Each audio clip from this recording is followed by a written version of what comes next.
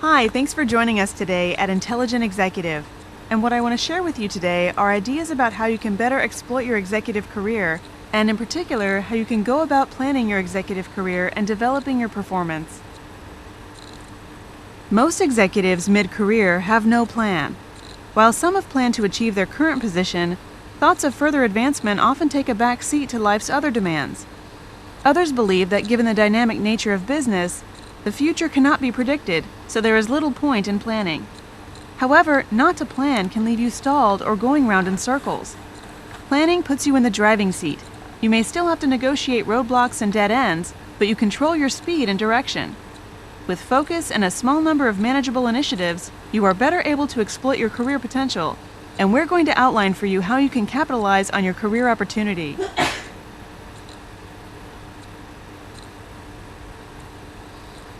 While you've probably got some ideas about what you want out of your career, these may be clouded by uncertainty or made complex because there's more than one possible route forward. However, you must focus on desired outcomes or else run the risk of doing nothing and going nowhere. Your starting point is, what do I want to accomplish?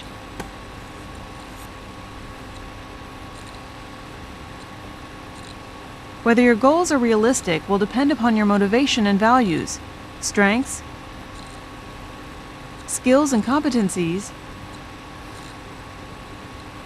available opportunities, and how well you apply yourself. The foundation for your executive career development and plan is developing a better understanding of yourself, your experience, skills, and motivations. These should shape your goals and determine your career plan. Whether your motivations are to achieve seniority or simply to be the best you can be, continuous self-development is essential.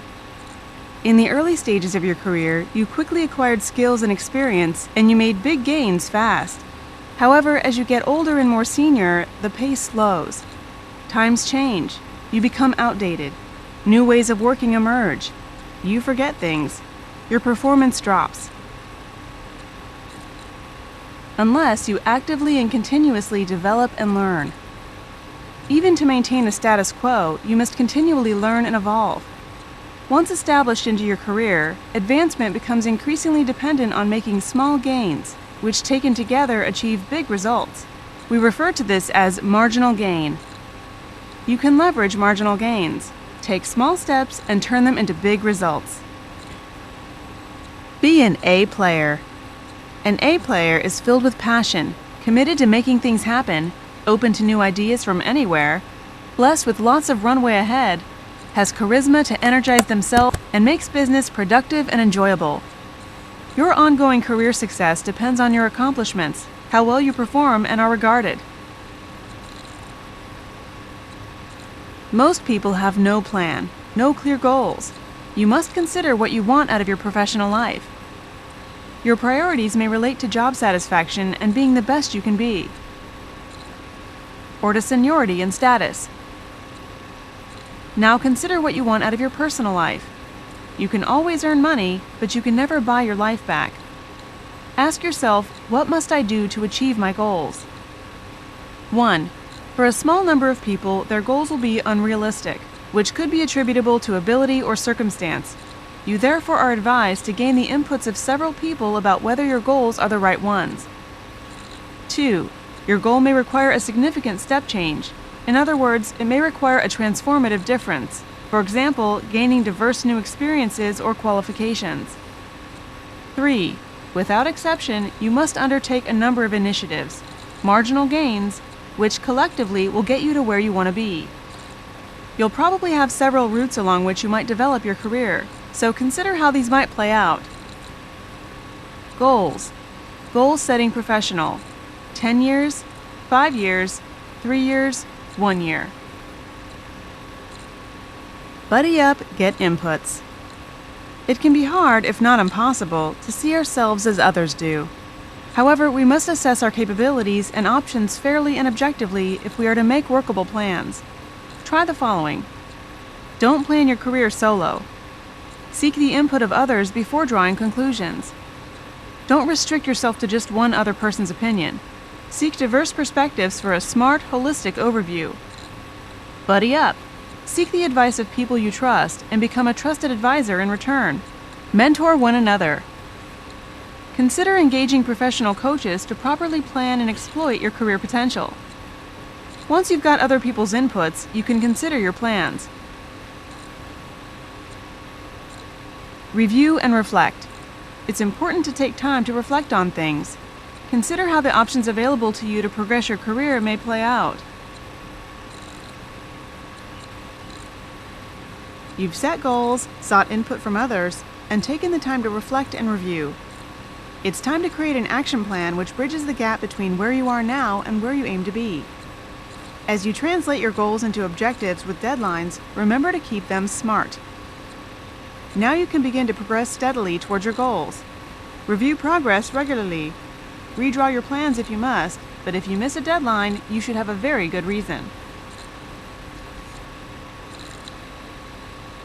Ask yourself, am I leveraging my highest point of value? In other words, are you using your full skill set, working at the highest level, and getting the optimum return from your employer? You occupy your current position because of your knowledge, skills, and ability. Demonstrate your true worth by focusing on your area of expertise or specialist knowledge. This may mean stepping away from tasks that are familiar or enjoyable, but you should avoid doing things that can be done by someone at a less senior level. Some environments value people more than others, and some pay more than others. By operating at your highest point of value always, you add most value and can expect the greatest reward. Focus on learning as a continuum, not an event. Grasp the idea of marginal gain and never let it go. As you progress your career, you must develop an executive presence. This should be consistently applied at work and outside, in person and online. It's no use being motivated and productive one day, week, or month, but not the next. The challenge is to perform at 100% every day. This requires motivation, and perhaps the most overlooked executive performance booster is maintaining energy, energizing. This affects your performance and how well you energize others. The 3 points I'd like you to act on in order for you to exploit your executive career opportunity are: 1. Take ownership for your executive career. 2. Develop a plan. 3. Buddy up, team up, trusted advisors. Thank you for joining us today at Bismillahirrahmanirrahim. So, as you have seen the video regarding the employee development program, that forms it is necessary, and at the level, especially at the middle level manager, or people used to ignore the employee development. So today we are going to discuss about the employee development, or it is more related to the personal development. First of all, we are going to have an overview of performance management and employee development. So as far as overview is concerned, we are going to discuss in this chapter regarding personal development plans, direct supervisor's role, and 360-degree feedback systems. So, if we have an overview of employee development, so as the name mentioned, that employee development is particularly related to the subsequent employee, and we must have some personal development plans. As the video suggests, that the plans must be from 5 years or 1 year to 20 or 25 years. Then in the development plan, we will going to discuss that what is the supervisor's role to help him and to develop him. And last but not least is the 360-degree feedback systems, that how it actually works. I will show you some examples and the pictures in which there are certain ways to have a 360-degree feedback system. So first of all, let's discuss about the stakeholders in the development process. As far as the stakeholders are concerned, first of all, definitely there are employees, which help plan their own development and they improve their own performance. Then there are managers who help guide the process of development and support success of process. So as far as the person development plans are concerned, they specify actions necessary to improve performance and they highlight employees' strengths and the areas in the need of development. The personal development plans answer how can I continuously learn and grow in the next year? How can I do better in the future? How can I avoid performance problems of the past? So these are basically the things. And in personal development, we are more concerned to address the problems and to develop the skills, knowledge or abilities in particular work. So in personal development plans or the career paths or in the career management plan, we are more focused towards the development of that particular person. So the employer does not have to shy in front of its managers. He has to discuss its weakness and its strengths also, so that the manager helps him to improve the or to overcome the weaknesses. So then there comes personal development plans overview. So in the development plans, as the video suggests, there are some objectives and those objectives must be related to the organizational goals. Then there is a content of development plan and there are developmental activities that are related to those objectives and the content of development plan. So all these things are aligned with organization's objectives also. As far as the objectives are concerned, it encourages continuous learning, performance improvement and personal growth. Then there are specific development plan objectives that improves performance in current job, sustain performance in current job, prepare employee for advancement, enrich employees' work experience.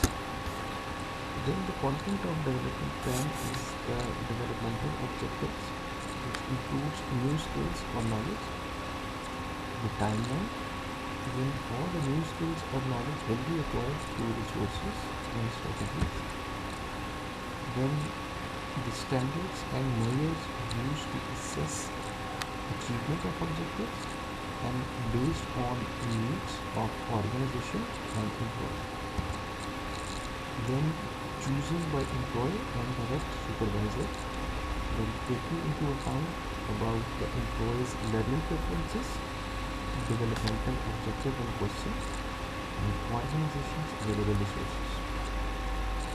Then there are development activities that are particularly on the job and developmental activities. We first of all do on the job training. Then there is mentoring done by the manager or the coach. Then there is job rotation in which a particular employee is rotated to different departments just to have an overview and just to see that all the other departments are doing their jobs. And then there are temporary assignments in which they learn different particular things, and if they have experience regarding that assignments, so they can also change their job or they can also make their developmental plans accordingly. Then developmental activities in addition to on the job includes courses, self-guided reading, getting a degree, attending a conference, membership or leadership role, particularly in professional or trade organizations. Then there is a director's supervisor's role. It explains what is necessary, refer employee to appropriate developmental activities in the form of trainings, seminars, webinars, etc. Then review and make suggestions regarding developmental objectives.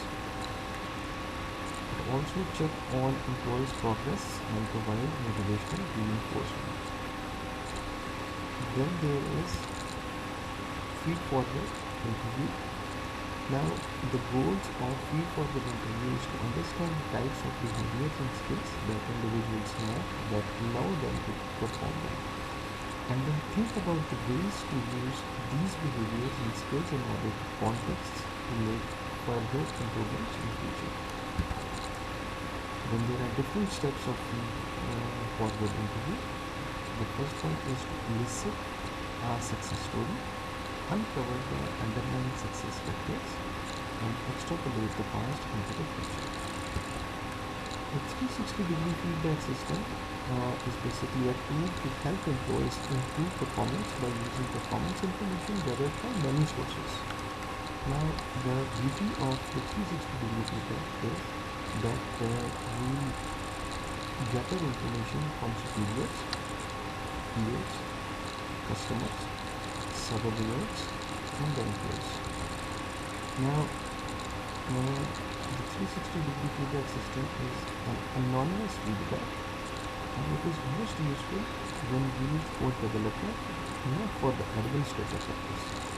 And the internet is used for collecting the data. Now, I'm going to show you different examples of 360 degree. The very first one is basically the executive overview of self versus overall observers. If we see that we are going to check the leadership, adaptability, relationship, task management, production, development, personal development, communication. So we basically check all these aspects from different people. That includes customers, that includes subordinates, that includes bosses, that includes themselves, that includes the peers. So this is basically the result of a particular employee in different perspectives. Now let's have another review.